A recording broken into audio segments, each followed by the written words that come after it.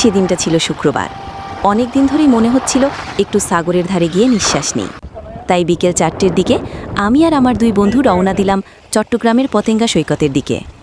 রাস্তায় একটু জ্যাম ছিল, তবে বাইরের বাতাস আর আকাশের নীল রং সব ক্লান্তি ভুলিয়ে দিচ্ছিল। পৌঁছে দেখি সৈকতের ধারে অনেক ভিড়, হাসি আনন্দে মুখর চারপাশ। সাগরের গর্জন, বাতাসের ঝাপটা আর ঢেউয়ের স্প্ল্যাশ, মন যেন একেবারে হালকা হয়ে গেল। আমরা প্রথমে কিছুক্ষণ হাঁটলাম জেটির দিকে। সূর্যটা ধীরে ধীরে ডুবে যাচ্ছিল, আকাশের লালচে আলো। পাশে ছোট ছোট ছেলেমেয়েরা ঘুড়ি ওড়াচ্ছে, কেউ ছবি তুলছে, কেউ ভাপা পিঠা খাচ্ছে। আমরাও বসে পড়লাম পাথরের উপর।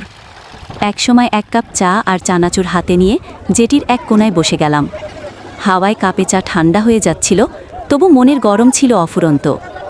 সেখানে বসেই আমরা নিজেদের জীবনের অনেক কথা শেয়ার করলাম, বন্ধুত্ব, পরিবার, সব।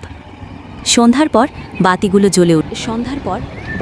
জ্বলে উঠল আর এক ধরনের জাদুকরী পরিবেশ তৈরি হলো। মনে হচ্ছিল সময় থেমে গেছে। যাওয়ার সময় সবাই বলল, এমন বিকেল যেন বারবার আসে। সত্যি বলতে পতেঙ্গার সেই বিকেল শুধু একটা ভ্রমণ না, এটা ছিল এক ধরনের মানসিক শান্তি।